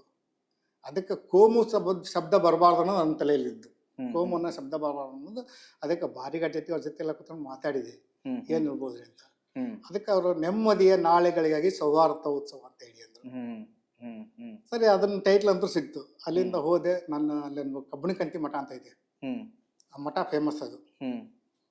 ಕಬ್ಣಿಕಂತಿ ಮಠ ಮತ್ತು ಅಲ್ಲಿ ಇವರು ಮುಸ್ಲಿಂ ಇವ್ರನ್ನ ಸಂಘಟನೆಗಳ ಚರ್ಚೆ ಮಾಡಿದ್ವಿ. ಹಿಂಗೆ ಅದು ಮಾಡ್ಬೇಕಂತ ಇದೀನಿ, ನಿಮ್ಗೆಲ್ಲ ಪ್ರೋತ್ಸಾಹ ಬೇಕು, ನಿಮಗೆಲ್ಲ ಸಹಕಾರ ಬೇಕು, ಒಂದು ಶಾಂತತೆ ಬೆಳಿಬೇಕಿಲ್ಲ ಅಂತೇಳಿ ಹೇಳಿದ್ವಿ. ಎಲ್ಲರೂ ಪ್ರೋತ್ಸಾಹ ಕೊಟ್ಟರುವಾಗ 5 ದಿವಸದ ನಾಟಕೋತ್ಸವ ಮಾಡಿದ್ವಿ. ಅದು ಯಾಕೆ ಡೇಟ್ ಹೆಂಗೆ ಆಯ್ಕೆ ಮಾಡಿದ್ವಿ ಅಂದರೆ ಜನವರಿ 26, ಜನವರಿ 30. ಜನವರಿ 26 ಗಣರಾಜ್ಯೋತ್ಸವ, ಜನವರಿ 30 ಗಾಂಧಿ ಹುತಾತ್ಮವಾದ ದಿನ. ಈ ಥರ ಪ್ಲ್ಯಾನ್ ಕೇಳ. ಅಲ್ಲೇನು ಎಲ್ಲ ಸೌಹಾರ್ದಕರ ನಾಟಗಳೆಲ್ಲ ಬೆಳಿಗ್ಗೆ ಎದ್ದು ನಂದು ಕಾನ್ಸೆಪ್ಟ್ ಇದ್ದು ಅದು ಒಂದು ಶಾಲಾ ಕಾಲೇಜುಗಳಲ್ಲಿ ಮಕ್ಕಳು ಬಂದಿರ್ತಾರೆ ಹೆಂಗಾರು ಪರೇಡ್ಗೆ, ಅವ್ರನ್ನ ಕರ್ಕೊಂಡೆ ಮೆರವಣಿಗೆ ಮಾಡ್ಬೇಕು ಅಂತ. ಮೆರವಣಿಗೆ ಮಾಡಿ ಅವ್ರನ್ನ ಕರ್ಕೊಂಡೆ ಮಾನವ ಸರಪಳಿ ಮಾಡಿಸಿದೆ. ಆಲ್ಮೋಸ್ಟ್ ಅಲ್ಲೂ 1 ಕಿಲೋಮೀಟರ್ ಉದ್ದ ಮಾನವ ಸರಪಳಿ ಇತ್ತು. ಮಾನವ ಸರಪಳಿ ಮಾಡಿಸಿದೆ. ಅದರ ನಂತರ ಸೌಹಾರ್ದ ಕೊಡ್ತು ಬೀದಿ ನಾಟಕಗಳು, ವಿಚಾರಗೋಷ್ಠಿಗಳು ನಾನು ಸೆಮಿನಾರ್ ಅಂತ ಅಂದ್ರೆ ಚರ್ಚೆ ಇಲ್ಲ ಇಲ್ಲಿ. ನಮ್ಮ ಉದ್ದೇಶದಿಂದ ಅದನ್ನ ಹೇಳ್ಬೇಕು. ಅದಕ್ಕೆ ಯಾರನ್ನ ಆಯ್ಕೆ ಮಾಡ್ಬೇಕು ನಾನು ಅಂತ ವಿಚಾರ ಒಂದು ರಂಜಾನ್ ದರ್ಗಾನ ಆಯ್ಕೆ ಮಾಡಿದ್ದೆ. ಅದು ಕುರಿತು ಮಾತಾಡೋ ದಿನಕ್ಕೊಬ್ಬೊಬ್ರು, ನಮ್ಮ ಲಿಂಗದೇವ್ರ ಹಳೆ ಮನೆ, V Ramamurthy, B K Chandrashekhar, ಇವ್ರನ್ನ ದಿನಕ್ಕೊಬ್ಬೊಬ್ರು ಬಂದು ಮಾತಾಡ್ಬೇಕು ಅದ್ರ ಬಗ್ಗೆ ಕುರಿತು. ದಿನಕ್ಕೊಬ್ಬೊಬ್ರು ಮಾತಾಡ್ಬೇಕು. ಆಮೇಲೆ ದಿನಕ್ಕೊಬ್ಬೊಬ್ರು ಮಾತಾಡೋ ಜೊತೆಗೆ ನಮ್ದೇನಂದ್ರೆ ಚರ್ಚೆ ಇಲ್ಲ, ಇದಕ್ಕೆ ಚರ್ಚೆ ಇಲ್ಲ, ಜಸ್ಟ್ ನಮ್ಮ ಉದ್ದೇಶದಿಂದ ಅದನ್ನ ಹೇಳ್ಬೇಕಂತ ಆ ಥರ ಮಾಡಿ ಪ್ಲ್ಯಾನ್ ಮಾಡಿ ಬೆಳಗ್ಗೆಯಿಂದ ಸಾಯಂಕಾಲದವರೆಗೂ ಇದೇ ಬೀದಿ ನಾಟಕಗಳು. ಸಾಯಂಕಾಲ 4 ಗಂಟೆ ಮೇಲೆ ಕಾರ್ಯಕ್ರಮ ಸ್ಟಾರ್ಟ್ ಆಗುತ್ತೆ. ಇದೇ ಆಮೇಲೆ 5 ದಿವಸಕ್ಕೆ 5 ಜನಕ್ಕೆ ಸನ್ಮಾನ. ಅವಾಗಲೇ ಜಿ.ಬಿ. ಜೋಶಿ ಅವರಿಗೆ ಸನ್ಮಾನ ಆಗಿದ್ದು ಆ ಟೈಮ್ನಲ್ಲಿ. ಆಮೇಲೆ ಬಿ ಸಿ ಪಾಟೀಲ್ ನಾವೇ ಸನ್ಮಾನ ಮಾಡಿದ್ವಿ. ಅವಾಗ ಇನ್ನೂ ಬಿ ಸಿ ಪಾಟೀಲ್ ಅಂತ ಆಗಿದ್ರು, ಅವ್ರ ಕೌರವ ಬಂದದ್ದು. ಹೌದು. ಆಮೇಲೆ ಅದಕ್ಕೆ ಹೆಂಗಂದ್ರೆ ಅಲ್ಲಿ ನಮ್ಮಲ್ಲಿ ಸ್ಟೇಜ್ ಇಲ್ಲ, ಮತ್ತು ಸುತ್ತಮುತ್ತ ಅಲ್ಲಿ ಮಠದಲ್ಲೇ ಮಾಡಿದ್ವಿ. ಸುತ್ತಮುತ್ತ ನಮ್ಮ ಜನಗಳೆಲ್ಲ ಬಂದ್ಬಿಟ್ಟು ಒಂದು ಮಣ್ಣಿನ ಸ್ಟೇಜ್ ಮಾಡಿದ್ವಿ ಅಲ್ಲಿ. ಮಣ್ಣಿನ ಸ್ಟೇಜ್? ಮಣ್ಣಿನ ಸ್ಟೇಜ್ ಮಾಡಿಬಿಟ್ಟು ಸುಮಾರು ಒಂದು 30 to 40 ಫೀಟ್ ಅಗಲ ಮಾಡಿ ಇಲ್ಲಿ ಬೆಂಗಳೂರಿಂದ ಲೈಟ್ಸ್ ಎಲ್ಲ ತರಿಸಿದ್ವಿ. ಆಮೇಲೆ ಕರೆಂಟಿನ ಪ್ರಾಬ್ಲಮ್ ಜಾಸ್ತಿ ಇತ್ತಲ್ಲಿ. ಆಮೇಲೆ ಪವರ್ ಇದ್ದಿಲ್ಲ. ಪವರ್ ತಗೋಬೇಕಂದ್ರೆ ಮತ್ತೆ ಅದಕ್ಕೆಲ್ಲ ಇದು ಮಾಡೋಕ್ಕಾಗತ್ತೆ. ಅದಕ್ಕೆ ನಾನೇನು ವಿಚಾರ ಮಾಡಿದ್ದೆ, ಪವರ್ ತಗೊಳ್ಳೋ ಬದಲು ಜನ್ರೇಟರ್ ಹಾಕಿ ಬಳಸಬಾರ್ದು ಅಂತೇಳಿ. ಹಂಗಾಗಿ ಜನ್ರೇಟರ್ ತಗೊಂಡೆ. ಜನ್ರೇಟರ್ ಆಮೇಲೆ ಊರಲ್ಲಿ ಕರೆಂಟ್ ಹೋಗೋದ್ರಿಂದ ಜನಕ್ಕೆ ಭಯ ಭೀತಿ ಇರಬಾರ್ದು ಅನ್ನೋ ಕಾರಣಕ್ಕೆ ಆಲ್ಮೋಸ್ಟ್ ಅಲ್ಲಿ ಮಠದಿಂದ ಬಸ್ ಸ್ಟ್ಯಾಂಡ್ವರೆಗೂ ಬೀದಿ ಲೈಟ್ಗಳು ಹಾಕ್ಸಿದ್ವಿ. ಅಂದ್ರೆ ಟ್ಯೂಬ್ ಲೈಟ್ಗಳು. ಅದಕ್ಕೆ ಸಪ್ರೇಟ್ ಜನ್ರೇಟ್ರು, ಸೌಂಡ್ಗೆ 1 ಜನರೇಟ್ರು, ಲೈಟ್ಗೆ 1 ಜನರೇಟ್ರು, 3 ಜನರೇಟರ್ ಇಟ್ಕೊಂಡು ಸಾಯಂಕಾಲ 6 ಗಂಟೆ ಜನರೇಟರ್ ಸ್ಟಾರ್ಟ್ ಆದ್ರೆ ರಾತ್ರಿ ಜನ ವಾಪಸ್ ಹೋಗೋವರೆಗೂ ಲೈಟ್ ಜನರೇಟರ್ ಆಫ್ ಆಗಬಾರ್ದು ಅಂತ. ಯಾಕಂದ್ರೆ ಭಯ ಭೀತಿ ಇಲ್ದಂಗೆ ಹೋಗ್ಬೇಕಂತ. ಸುಮಾರು ಬಂದರು, 4-5 ಸಾವಿರ ಜನ ನಾಟ್ಕೊಂಡವ್ರು. ಆಮೇಲೆ ಮುಸ್ಲಿಮ್ಸ್ ಹೆಣ್ಮಕ್ಳೆಲ್ಲ ಬೂರ್ಕ ಹಾಕೊಂಬಂದು ನಾಟ್ಕೊಂಡವ್ರು. ಅದರಲ್ಲಿ ಏನು ಮಾಡಿದ್ದೆ, ಡಿವೈಡ್ ಮಾಡಿದ್ದೆ, ಲೇಡೀಸ್ಗೆ ಸಪ್ರೇಟು ಮತ್ತು ಜೆಂಟ್ಸ್ಗೆ ಸಪ್ರೇಟ್ ಆ ಥರ. ಯಾವುದೇ ಥರದ್ದು ಗೊಂದಲಗಳು ಆಗಬಾರ್ದು ಅಂತೇಳಿ ಆ ಥರದ್ದೆಲ್ಲ ಮಾಡಿ ಒಂದು ತುಂಬ ಒಳ್ಳೆ ಉತ್ಸವನ ಆಯ್ತು. 5 ದಿವಸದ ತುಂಬಾ ದೊಡ್ಡ ಉತ್ಸವ. ಹೌದೌದು ಹೌದು. ಸುಮಾರು ಆಗಿನ ಕಾಲಕ್ಕೆ ನಮ್ಮ ಕೈಯಿಂದ ಒಂದು 60,000 ರೂಪಾಯಿ ಹೋಯ್ತು ಆಗ ಆಗಿನ ಕಾಲಕ್ಕೆ. So nice.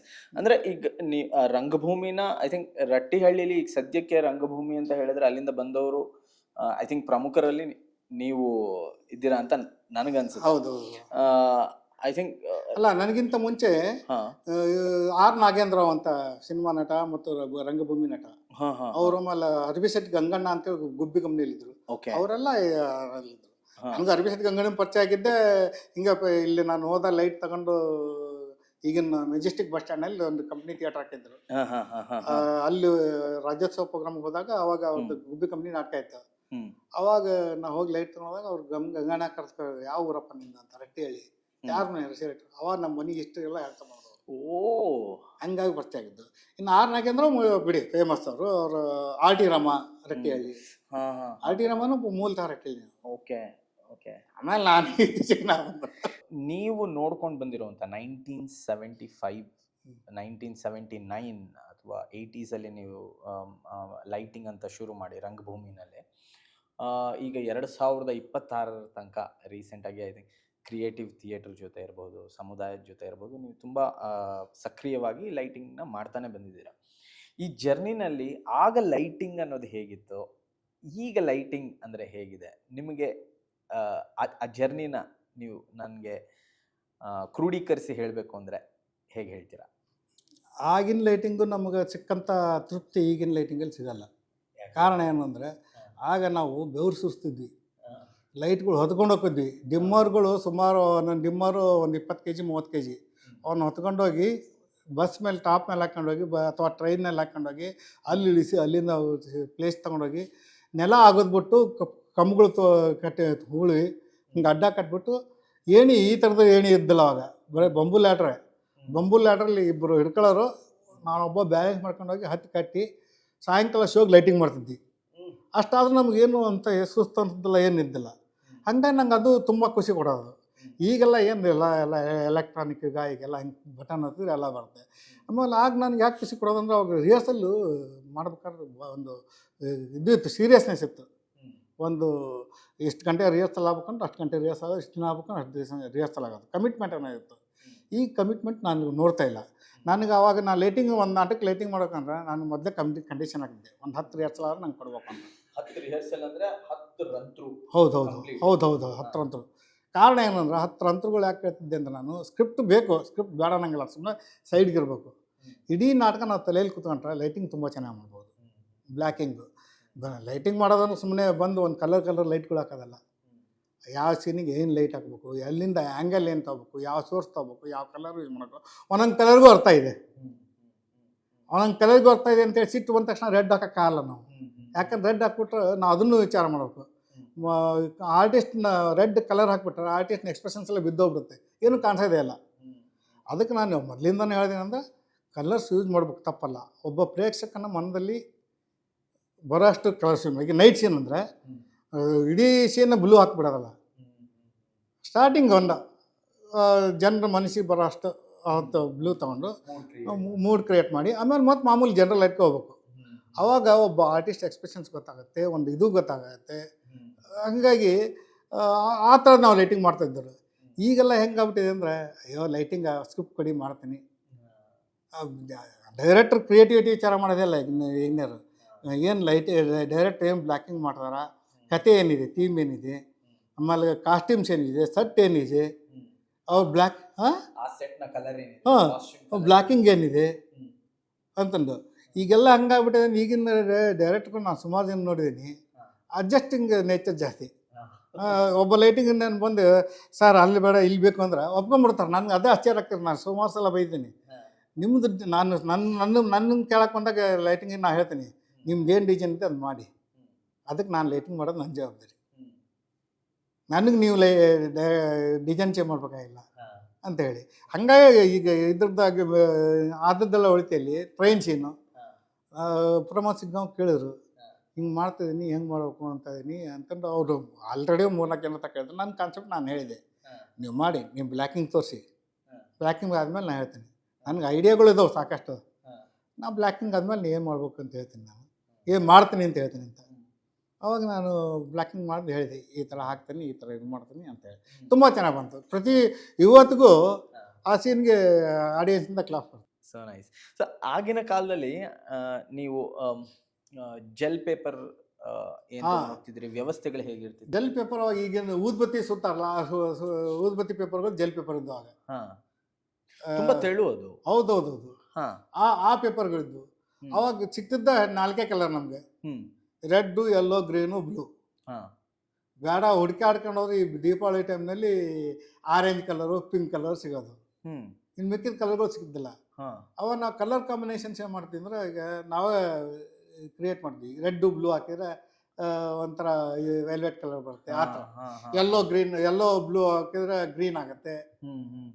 Red and yellow ಹಾಕಿದ್ರೆ ಒಂಥರ ಆಂಬರ್ ಟೈಪ್ ಬರುತ್ತೆ. ಈ ಥರ ಕಲರ್ಸ್ ಯೂಸ್ ಮಾಡ್ತಿದ್ವಿ. ಆಮೇಲೆ ಈ ಸ್ಪೆಷಲ್ ಎಫೆಕ್ಟ್ಗಳು ಅಷ್ಟೇ. ಈಗೆಲ್ಲ ಸ್ಪೆಷಲ್ ಎಫೆಕ್ಟ್ಗಳು ಲೈಟ್ಗಳು ಬಂದ್ಬಿಡ್ತು. ನಮ್ದು ಹಂಗಿದ್ದಿಲ್ಲ. ಬೆಂಕಿ ಲೈಟ್ ಅಂದ್ರೆ ಬೆಂಕಿ ಲೈಟು, ವಾಟರ್ ಲೈಟ್ ಬರ್ತಿದ್ವು. ಅವು ಹಂಗಿದ್ದಿಲ್ಲ. ಲೈಟ್ಗಳು ಮುಂದೆ ನಾವು ಆ ಕಡೆ ಇಟ್ಬಿಟ್ಟು ಒಂದು 3 ಜನ ರೆಡಿ ಮಾಡಿಬಿಟ್ಟು, ಈಗ ಮಂಕ್ರಿ ಬೀರಿನ ಬುಟ್ಟಿ ತಗೊಂಡ್ಬಿಟ್ಟು ಅದಕ್ಕೆ ಕಲರ್ ಪೂರ್ ಹಾಕ್ತಿದ್ವಿ. ಓಕೆ. ಇಲ್ಲಿ ಕೆಳಗಡೆ ಲೈಟ್ ಇಟ್ಬಿಟ್ಟು ಲೈಟ್ನ ಹಿಂಗೆ ಆ ಕಡೆ ಒಬ್ಬ ಈ ಕಡೆ ಒಬ್ಬ ಲೈಟ್ ಮುಂದೆ ನಿಂತ್ಕೊಳ್ಳೋನು. ಲೈಟ್ ಆನ್ ಮಾಡಿದಾಗ ಅವ್ನು ಹಿಂಗೆ ತಿರುಗಿಸ್ತಾ ಇದ್ರೆ ಅದು ಎಫೆಕ್ಟ್ ಬರುತ್ತೆ. ಓ ಓಕೆ. ಸೊ ಆಗಿನ ಕಾಲದಲ್ಲಿ ಗೋಬೋ ಎಲ್ಲ ಇರಬೇಕು ಅಂತ ಹೇಳಿದ್ರೆ ಹೇಗೆ? ಗೋಬೋ ಇತ್ತು, ಅದು ಮಿರರ್ ಅಂತ ಇತ್ತು ಒಂದು ಲೈಟು. ಹಾ ಅದೇ ಏನು ಅದು ಆಟಕ್ಕೂ ಇಷ್ಟೇ ಸಣ್ಣ ಲೈಟ್ ಆಗೋದು, ಈಗಿನ ಥರ ಹಾಕೋದಿಲ್ಲ. ಹಾ ಆವಾಗ ಗೋಬೋ ಎಲ್ಲ ಇದ್ದು. ಆಮೇಲೆ ಕ್ಲೌಡ್ ಎಫೆಕ್ಟ್ಗಳು ಹಾ. ಎಲ್ಲ ಹಿಂಗೆ ಮಾಡಿದ್ವಿ. ಬೆಂಕಿ ಎಫೆಕ್ಟ್ ಬೇಕಂದ್ರೆ ರೆಡ್ ಕಲರ್ ಆಗ್ತಿದ್ದು ಬುಟ್ಟಿಗೆ, ಹಾ, ಹಾ, ಬೆಂಕಿ ಹಾ. ಎಫೆಕ್ಟ್. ಈ ಓಕೆ. ಮಳೆ ಸೀನು, ಒಂದು ಮಳೆ ನಿಲ್ಲುವವರೆಗೆ ಅಂತ ಒಂದು ನಾಟಕ ಇತ್ತು, ಸುದ್ದಿನ ಅವ್ರದ್ದು. ಹಾ ಆ ಮಳೆ ಸೀನ್ಗೆ ಏನು ಮಾಡ್ತಿದ್ವಿ ಅಂದರೆ, ಹ್ಮ್ ಸೊ ಈ ಸ್ಟೇಜ್ ಅಡ್ಜಿಂದ ಆ ಸ್ಟೇಜ್ ಅಡ್ಜಿಗೆ ಒಂದು ದಾರ ಕಟ್ತಿದ್ವಿ. ಹಾ ಆ ದಾರಕ್ಕೆ ಜರಿ ಪೇಪರ್ಗಳು ಬರುತ್ತೆ, ಈ ಗೋಲ್ಡು ಮತ್ತು ಸಿಲ್ವರ್ ಜರಿ ಪೇಪರ್ಗಳು. ಹ್ಮ್ ಆ ಜರಿ ಪೇಪರ್ಗಳು ಒಂದ್ರ ಕೆಳಗೆ ಒಂದು ಹಿಂಗೆ ಒಂದೇ ಹೆಚ್ಚು ಕಮ್ಮಿ ಹಿಂಗೆ ಕಟ್ತಾ ಹೋಗ್ತಿದ್ವಿ. ಹಾ ಕಟ್ಬಿಟ್ಟು ಅದ್ರ ಮೇಲೆ ಲೈಟ್ ಹಾಕ್ತಿದ್ವಿ. ಲೈಟ್ ಹಾಕ್ಬಿಟ್ಟು ಒಬ್ಬ ನಿಂತ್ಕೊಂಡು ಆ ಲೈಟ್ ಆನ್ ಆದಾಗ ಆ ದಾರ ಹಿಂಗೆ ಟಚ್ ಮಾಡ್ಬೇಕಷ್ಟೇ. ಅಷ್ಟೇ. ಆ ದಾರ ಟಚ್ ಮಾಡಿ ಮಳೆ ಹನಿ ನೀರು ಬಿದ್ದಂಗೆ ಬೀಳೋದು, ಹಾ ಹಾ ಹಾ. ಎಫೆಕ್ಟ್ಸ್ ಕಾಣಿಸೋದು. ಓ. ಈ ಥರದ ಎಫೆಕ್ಟ್ಗಳೆಲ್ಲ ಮಾಡಿದ್ವಿ. ಈಗೆಲ್ಲ ಈ ಕ್ರಿಯೇಟಿವಿಟಿಗೆ ಅರ್ಥನೇ ಇಲ್ಲ, ಈಗ ಮಾಡೋಕ್ಕಾಗೋದಿಲ್ಲ. So nice, so creative. Muddanna ಅವರು ಅಂತ ಹೇಳಿದ್ರೆ ರಂಗಭೂಮಿನಲ್ಲಿ, ಎಸ್ಪೆಷಲಿ ರಂಗಶಂಕರದಲ್ಲಿ ಬಂದ ನಂತರ ಅಂತೂ, ರಂಗಶಂಕರದಲ್ಲಿ ನೋಡಿರುವ ಮುದ್ದಣ್ಣ ಬಹಳ ಟೀಮ್ ಅವ್ರು ಇರಬಹುದು, ತಂಡಗಳು ಅಥವಾ ಟೀಮ್ ಮೆಂಬರ್ಸ್ ಇರ್ಬೋದು, ಅಥವಾ ಡೈರೆಕ್ಟರ್ಸ್ ಇರ್ಬೋದು, ಬೆಂಗಳೂರವ್ರು ಇರಬಹುದು ಅಥವಾ ಔಟ್ಸೈಡ್ ಬ್ಯಾಂಗ್ಳೂರವ್ರು ಇರ್ಬೋದು, ಎಲ್ಲರೂ ಹೇಳೋ ಮಾತೇನು ಅಂದರೆ ಮುದ್ದಣ್ಣ ಅವರು ಒಂಥರ ಖಂಡಿತವಾದಿ ಲೋಕ ವಿರೋಧಿ ಅನ್ನೋ ಹಾಗೆ. ನನಗೆ ನಿಮ್ಮ ಇದರಲ್ಲಿ ಈ ನಿಮ್ಮ ರೂಲ್ಸ್ ಪ್ರಕಾರ ಹೋಗುವಂತಹ ಗುಣ ಏನಿದೆ ನಿಮ್ಮದು, ಅದರಿಂದ ಐ ಆಮ್ ಶೋರ್ ನೀವು ಬಹಳಷ್ಟು ಜನರ ಜೊತೆ ಸಂಬಂಧ ಹಾಳು ಮಾಡ್ಕೊಂಡಿರಬಹುದು, ಅಥವಾ ಜಗಳಗಳಾಗಿರ್ಬೋದು, ಅಥವಾ ಮಾತುಕತೆ ಬಿಟ್ಟಿರೋಂಥದ್ದಿರ್ಬೋದು. ನೀವು ಅಂಥವ್ರ ಬಗ್ಗೆ ಯಾರ ಬಗ್ಗೆ ಏನಾದರೂ ಹೇಳೋದಿದೆಯಾ, ಅಥವಾ ಆ ಥರ ಘಟನೆ ಯಾವುದಾದ್ರು? ಎಲ್ಲ ಆ ಥರದ ಘಟನೆಗಳು ಸಾಕಷ್ಟು ಎಲ್ಲರ ತುಂಬ ಆಲ್ಮೋಸ್ಟ್ ಆಲ್ ನಾನು ಒಂಥರದಲ್ಲಿ ಇರೋದಿನೇ ಸ್ಟಾರ್ಟಿಂಗಲ್ಲಿ. ಖಂಡಿತವಾದಿ ಲೋಕ ವಿರೋಧಿ ಹೇಳಿದೆ ನಾನು ಸ್ಟಾರ್ಟಿಂಗಲ್ಲಿ. ಹಾ. ಆಮೇಲೆ ಎಷ್ಟೋ ಜನ ಅವ್ರಿಗೆ ಅನಿಸಿದೆ, ಓ ಇಲ್ಲ ಮಾಡಿದ್ದು ಕರೆಕ್ಟ್ ಆಗಿದೆ. ಇವತ್ತು ಇದೇ ರಂಗಾಯಣನೇ ಹಾ ಸ್ಟಾರ್ಟಿಂಗಲ್ಲಿ ಬಂದಾಗ ಮೊದಲನೇ ದಿನ ಅವ್ರದ್ದು ರಂಗಶಂಕರ ಓಪನಿಂಗು. ಹಾ ಓಪನಿಂಗ್ ದಿವಸ ಅವ್ರ ನಾಟಕ.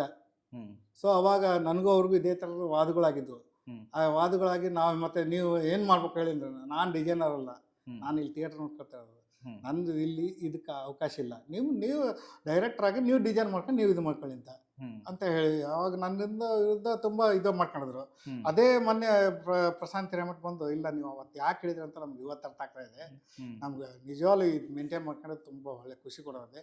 ಅವತ್ತು ನಮಗೆ ಮನಸ್ಸಿಗೆ ಬೇಸರ ಆಯ್ತು, ಆದ್ರೆ ಇವತ್ತು ಅನಿಸ್ಲಿಲ್ಲ. ಹಾ. So, ಹಾಗೆ ಎಂ ಪಿ ಪ್ರಕಾಶ್ದು ಅದೇ ರೀತಿ ಆಯಿತು. ನಾನು ಅದೇ ಶಿಸ್ತು ಅಂದರೆ ಅದೇ ನಾವು ಶಿಸ್ತಿರ್ಬೇಕಂತ. ಹಾ. ಎಂ ಪಿ ಪ್ರಕಾಶ್ ಲೇಟಾಗಿ ಬಂದುಬಿಟ್ರು, ಒಂದು 20 ನಿಮಿಷ ಲೇಟ್ ಆಗಿತ್ತು ಅವಾಗ ಸ್ಟಾರ್ಟಿಂಗಲ್ಲಿ ಫಸ್ಟ್ ಫೆಸ್ಟಿವಲಲ್ಲಿ. ಹಾ. ಅಲ್ಲಿ ಕೆಳಗಡೆ ದಯಾನಂದ್ ಅಂತ ಮ್ಯಾನೇಜರ್ ಇದ್ದರು, ಅವರು ಬಿಟ್ಟಿಲ್ಲ. ಹಾ. ಅವರು ಎಂ ಪಿ ಪ್ರಕಾಶ್ ಮುದ್ದಣ್ಣ ನೋಡ್ಬೇಕು ಅಂದರು. ಲೈಟ್ ರೂಮ್ ಹತ್ರ ಬಂದ್ಬಿಟ್ರು. ಹ್ಮ್. ಲೈಟ್ ರೂಮ್ ಹತ್ರ ಬಂದ್ಬಿಟ್ಟು ನಾನು ಎಂ ಪಿ ಪ್ರಕಾಶ್ ಬಂದು ಆಮೇಲೆ ನನಗೆ ಗೊತ್ತಾಯ್ತು, ಓ ಇದಕ್ಕೆ ಇದು ಅಂತೇಳಿ. ಮೇಡಮ್ ಹಿಂದ್ಗಡೆ ಡೋರ್ಲಿ ಕೂತ್ಕೊಂಡಿದ್ರು. ಹ್ಮ್. 1 ನಿಮಿಷ ಸರ್ ಅಂತೇಳಿ ಹಿಂದ್ಗಡೆ ಡೋರ್ಲಿ ಕೂತ್ಕೊಂಡು, ಮೇಡಮ್ ಎಂ ಪಿ ಪ್ರಕಾಶ್ ಬಂದರು ಹೊರಗಡೆ. ಹ್ಮ್. ಅವ್ರಿಂದ ಒಂದು 4-5 ಜನ ಇದ್ದಾರೆ. ಹ್ಮ್. ಆಮೇಲೆ ಸಾರಿ ಪ್ರಕಾಶ್ ಲೇಟ್ ಆಗ್ಬಿಟ್ಟಿದೆ ಹ್ಮ್. ಅಂತ ಅವ್ರು ಸುಮ್ಮನಿದ್ದಾರೆ. ಹ್ಮ್. ಅವರು ಹಿಂಬಾಲಕರು, ಓ ಏನು ಅಸೆಂಬ್ಲಿಯಲ್ಲಿ 20 ನಿಮಿಷ ಪರ್ಮಿಷನ್ ಲೇಟ್ ಆಗೋದ್ರೆ ಇಲ್ಲಿ ಬಿಡಲ್ಲ, ಹಾಗೆ ಹೀಗೆ ಹ್ಮ್. ಇದು ಹಂಗೆ ಹಿಂಗಂತ ಕೂಗಾಡಿಬಿಟ್ಟು ಎಂ ಪಿ ಪ್ರಕಾಶ್ 2 ವರ್ಷ ರಂಗಶಂಕರ ಬರಲಿಲ್ಲ. ಆಮೇಲೆ ಅವರೇ ಹೇಳ್ಕೊಂಡು ಹೊಂಟ್ರು, ಇಲ್ಲ ರಂಗಶಂಕರ ರೂಲ್ ತುಂಬ ಚೆನ್ನಾಗಿದೆ, ಸಿಸ್ಟಮ್ ಚೆನ್ನಾಗಿದೆ ಅಂತೇಳಿ. ಹ್ಮ್. ನಂಗೆ ಅದು ಇಂಥವೆಲ್ಲ ಸಾಕಷ್ಟು ಆಗಿದೆ. ಆಗಿದೆ, ಸಾಕಷ್ಟಾಗಿದೆ ಆ ಥರದವೆಲ್ಲ. ನಾವು ಐ ಥಿಂಕ್ ನಿಮ್ಮ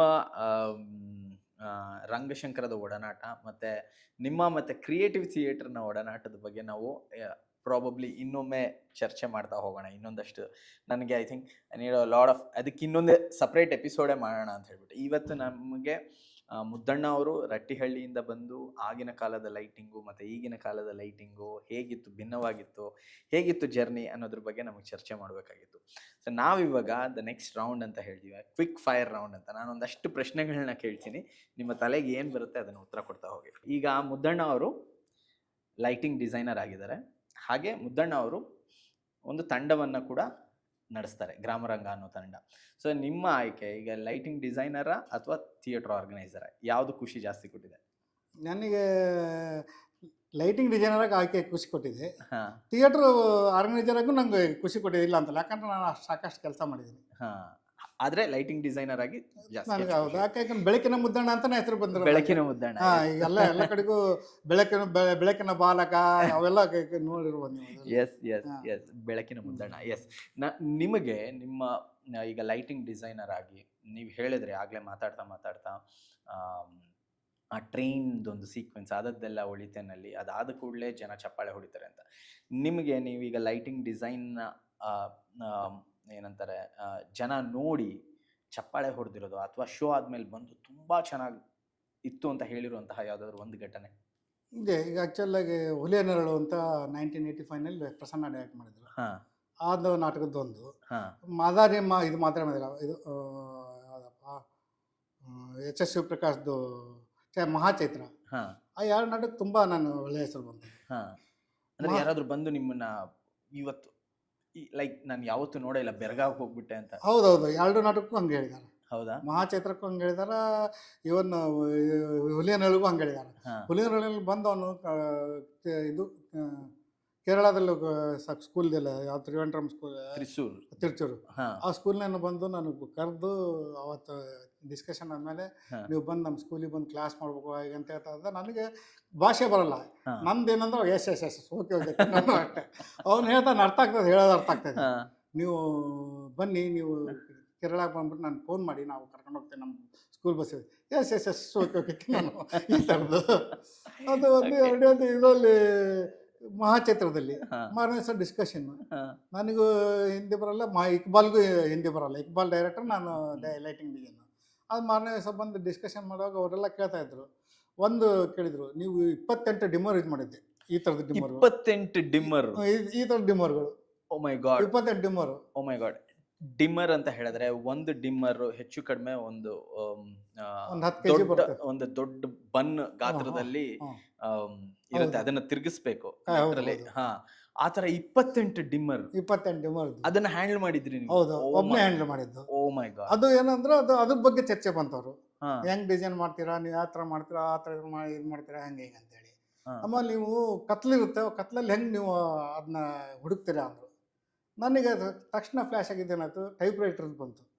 ಒಬ್ಬ ಟೈಪ್ ರೈಟರ್ ಬಂದು ಅಕ್ಷರಗಳು ನೋಡ್ತಾ ಕೂತ್ಕೊಳ್ಳಲ್ಲ, ಸುಮ್ಮನೆ ಓದ್ತಾ ಹೋಗ್ತಾನ. ನಾನು ಅದೇ ರೀತಿ ಶೋಗಿಂತ ಮುಂಚೆ ಒಂದ್ಸಲ ಡಿಮ್ಮರ್ಗಳು ಕೈ ಆಡಿಸ್ತೀನಿ, ಡಿಮ್ಮರ್ ಕೈ ಆಟೋಮೆಟಿಕ್ ಅದು ಹೋಗುತ್ತೆ ಅಂದೆ. ಎಲ್ಲ ತಂಡ ಹೊಡೆದ್ಬಿಟ್ರು. ಓ ಮೈ ಗಾಡ್, 28 ಡಿಮ್ಮರ್ ಅಣ್ಣ. Oh my god, awesome, super. Okay, can't even imagine. ನೀವು ಐ ಥಿಂಕ್ ಎಷ್ಟು ಮೋಸ್ಟ್ಲಿ ನೀವು ಅದ್ರ ಜೊತೆನೆ ಸಂಸಾರ ಮಾಡಿದ್ದೀರಲ್ಲಿ, ಲೈಟಿಂಗ್ ಡಿಮ್ಮರ್ಗಳ ಜೊತೆನೆ. ಅದರ್ವೈಸ್ ಇಷ್ಟು ನನ್ನ ರೂಮಲ್ಲಿ ಲೈಟ್, ನನ್ನ ರೂಮ್, ನಂದು ಸಣ್ಣದೊಂದು ರೂಮ್, ನಾನು ಬಾಡಿಗೆ ಇಟ್ಟಿದ್ದೆ ಲೈಟ್. ಅದಕ್ಕೆ ಟ್ರಂಕ್ಗಳು, ಈ ಮೆಟಲ್ ಟ್ರಂಕ್ ಒಳಗಡೆ ಲೈಟ್ಸ್ ಹಾಕ್ಬಿಟ್ಟು ಅದನ್ನ ಬೆಡ್ ಮಾಡ್ಕೊಂಡಿದ್ದೆ. ಓ, ಸೊ ನೈಸ್ ಅಣ್ಣ. ಇದಕ್ಕೆ ನೀವು ಆನ್ಸರ್ ಮಾಡಿದ್ದೀರಾ, ಬಟ್ ಸ್ಟಿಲ್ ನಾನು ಕ್ವೆಶನ್ ಕೇಳ್ತೇನೆ. LED ಲೈಟ್ಸ್ ಅಥವಾ ಟ್ರೆಡಿಷನಲ್ ಪಾರ್ಕ್ಯಾನ್ಸ್? ಟ್ರೆಡಿಷನಲ್ ಪಾರ್ಕನ್ನು ಇಷ್ಟಪಡಲ್ಲ, LED ಲೈಟ್ ಯೂಸ್ ಮಾಡಲ್ಲ. ಏನಾದ್ರು ಟಂಗ್ಸ್ಟನ್ ಬಲ್ಬ್ಗಳು, PC and tungsten bulb, PC ಫ್ರನಲ್.